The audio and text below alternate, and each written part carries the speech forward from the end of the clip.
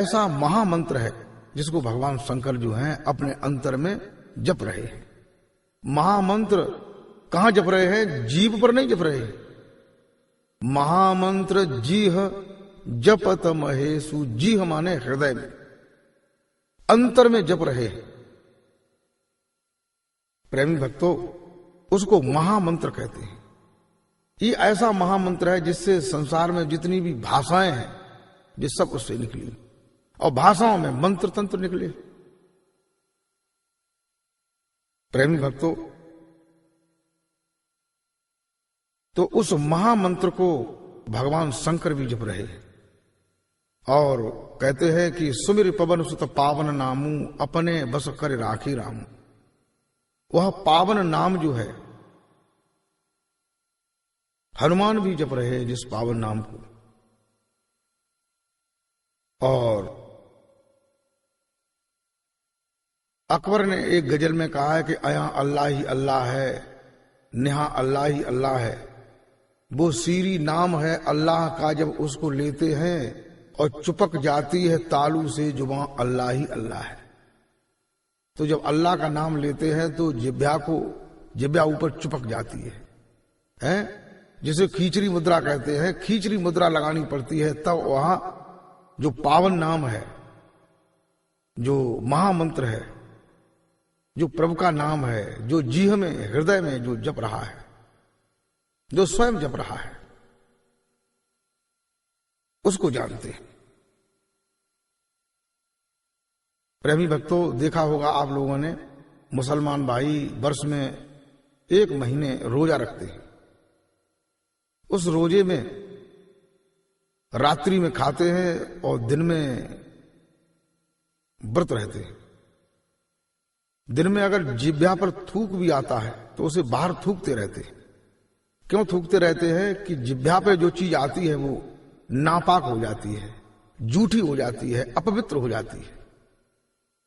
क्योंकि अंतर में जहां जिह्वा जुड़ी हुई है वहां उसके नीचे अल्लाह का नाम है, वह महामंत्र है जो नीचे रमण करता है। इसलिए जो है वो थूकते रहते हैं, लेकिन भले ही न पता हो तो ऐसा वो नाम है जिसकी महिमा कितनी महान है। प्रेमी भक्तों, वैसे तो कहते हैं कि 4 वाणियां हैं जिन्हें परा, पश्चंती, मध्यमा, बैखरी वाणी कहते हैं। बैखरी वाणी क्या है? बैखरी वाणी उसे कहते हैं जिसमें शब्द बिखर जाते हैं। जैसे किसी को कोई बुलाता है, जोर से कहता है, चिल्ला करके कहता है, उसे बैखरी वाणी कहते हैं। और दूसरे प्रकार की वाणी है मध्यमा। मध्यमा वाणी उसे कहते हैं जो हमारे आपका बोलने का जो माध्यम है, बोलने चालने का, सुनने का। और पश्चंत वाणी उसे कहते हैं जिसमें न ओठ चलते हैं न जिह्वा चलती है। जैसे पिता ने आकर के अपने बालक को पूछा कि बेटा तुमने भोजन कर लिया है? तो बेटा ने पश्चंत वाणी में कहा या कह दिया तो इसमें न ओठ चले और न जिह्वा चली। ये पश्चंत वाणी है। इसके बाद जो चौथी वाणी है जिसे परा कहते हैं, जो श्वास में रमण करती है, श्वास में रमण करती है। ये 4 वाणियां हैं। इन 4 वाणियों के बाद भी एक ऐसी वाणी है जिसे अनुपम वाणी कहते हैं, जो प्रभु का नाम है। प्रेमी भक्तों, रामचरितमानस के लिखने के पहले तुलसीदास जी ने उस नाम के लिए बताया, कहा कि वह नाम क्या है। कहते हैं कि रामा रमेति राम, महामंत्र जिसको भगवान भोलेनाथ जप रहे हैं, उस महामंत्र का सूत्र दिया है। सूत्र में कहते हैं कि रामा रमेति रामा, राम रामई मनोरमयी, सहस्त्र नाम तुल्यम सह राम नाम बराननी।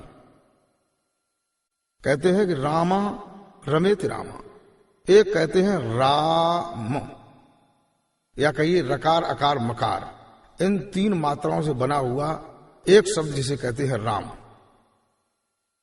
और एक कहते हैं रमेति रामा।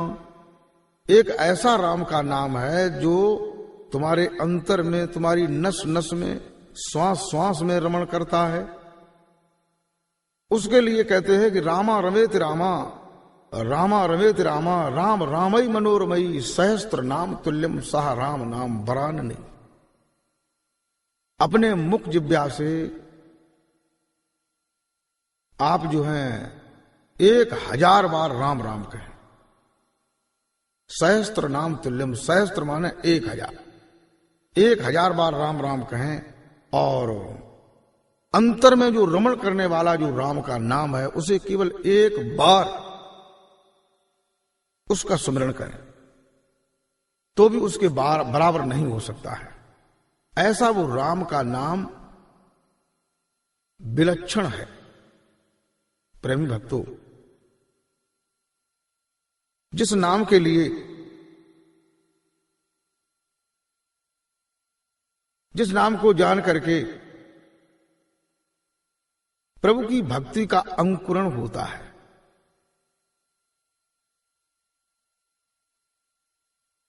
प्रभु की भक्ति जो है उदय हो जाती है, जो रमण करने वाला नाम है, जिसके लिए कहते हैं कि जास नाम सुमिरत एक बारा, उतर ही नर भव सिंधु अपारा। गोस्वामी तुलसीदास जी कहते हैं कि जास नाम सुमिरत एक बारा, एक बार, केवल एक बार सुमिरन करने से मनुष्य भव सागर से पार हो जाता है। वो कौन सा नाम और वो कौन सा बार है? जब तक हम ये नहीं समझेंगे कि अर्थ क्या है, तब तक उसका सार बोध नहीं होगा। क्योंकि अर्थ से ही, जब तक अर्थ नहीं होगा बल्ब नहीं जल सकता। ऐसे ही शब्द का अर्थ शब्द में मिला हुआ है। तो कहते हैं कि जास नाम सुमिरत एक बार। संसार के लोगों ने क्या समझा कि उसका नाम जो है राम है, तो हम राम राम कहते हैं, तो उससे भवसागर से हम पार हो जाएंगे। अपने लड़के का नाम रख लिया श्री राम, राम दयाल रामचरण। भागवत में भी कथा आती है कि वो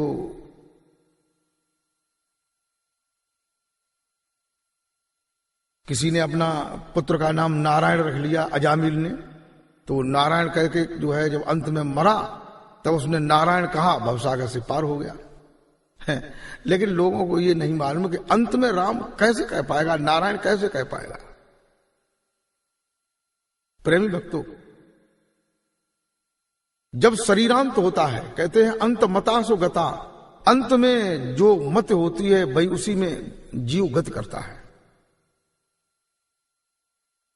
तो जब शरीरांत होता है तो सबसे पहले कर्मेंद्रियां शिथिल होती हैं। जब कर्मेंद्रियां शिथिल होती हैं तो हाथ, पैर, मुख, लिंग, गुदा, ये 5 कर्मेंद्रियां हैं, ये शिथिल हो जाती हैं। तब परिवार के लोग, पास के लोग कहने लगते हैं कि अब जो है पिताजी के हाथ पैर जो है वो ठंडे पड़ गए हैं। अब जमीन पर जो है गाय के गोबर से नीचे जमीन सुंदर बनाकर लीप करके कुशों का आसन बिछा करके अब पिताजी को जमीन पर ले लो। जब कर्मेंद्रियां शिथिल होंगी तो हाथों से तुम माला चलाते हो, मुख से जाप करते हो, वो तुम्हारा बंद हो जाएगा। और ज्ञानेंद्रियां, उसके बाद ज्ञानेंद्रियां शिथिल होती हैं, तब कहते हैं पिताजी का चित्त फट गया, अब वो किसी को पहचान ही नहीं पा रहे, न किसी की बात सुन रहे हैं। तो तुमने जिह्वा से जो मंत्र रटे थे, जो मंत्र तुम जानते हो, वे सारे मंत्र जो है नाकामयाब हो जाते हैं, सब व्यर्थ हो जाते हैं। फिर कोई भी मंत्र आप नहीं जप सकते, कोई भी साधन जो बहिर्मुख जानते हो नहीं कर सकते हो। प्रेमी भक्तों, अब विचार करो कि कौन सा नाम जो है जिसका एक बार स्मरण करेंगे उससे हम भव सागर से पार हो सकते हैं, वो कौन सा नाम है। प्रेमी भक्तों, और आगे जब बढ़ते हैं, अंत समय जब आता है, तो शरीर के अंदर 10 प्राण हैं, जिन्हें प्राण, अपान, उदान, समान, बयान, नांग, कूर्म, कृकल, देवदत्त, धनुजय कहते हैं।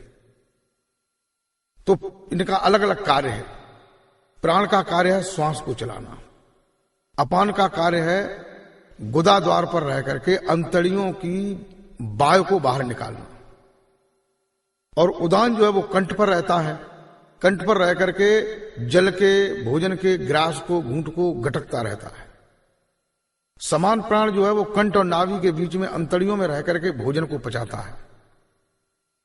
नाग प्राण से डकार आती है, कृकल से छींक आती है, देवदत्त से जमुहाई आती है, और कूर्म नाम का प्राण जो है वो पलकों को झपकाता है। ये पलकें झपकती हैं आंखों की, उसको कूर्म नाम का प्राण झपकाता है।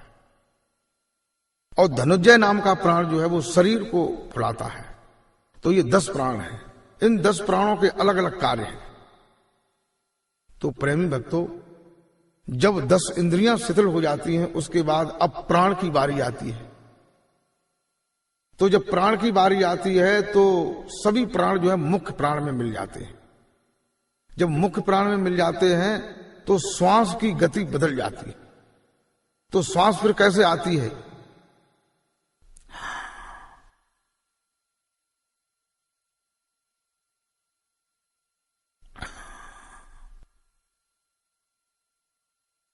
ऐसे श्वास फिर आती है। अब बताइए, श्वास में तुमने कोई अगर साधन कर रखा है, वो भी साधन फेल हो जाता है। श्वास का जो अजपा है, पिंड का जो अजपा है, वो भी विखंडित हो जाता है। अब जो है, अभी जीव जो है वो शरीर से नहीं निकला। प्राण के मुंह हो जाने के बाद फिर जो है वो ये जीव जो है वो पिंड से ब्रह्मांड में पहुंच जाता है। इस ब्रह्मांड में जिसे मस्तिष्क कहते हैं, इसके भी 2 भाग हैं, ऑब्जेक्टिव माइंड और सब्जेक्टिव माइंड। सब्जेक्टिव माइंड कहिए जिसे हिंदी में कहते हैं तार्किक मस्तिष्क, जिसमें मन, बुद्धि, चित्त, अहंग, ये 4 अंतःकरण है। और ऑब्जेक्टिव माइंड कहिए चेतन मस्तिष्क, जिसमें विशेष चेतनता है, जहां तुम्हारे सारे जीवन के जो फिगर हैं, जो रील है, जो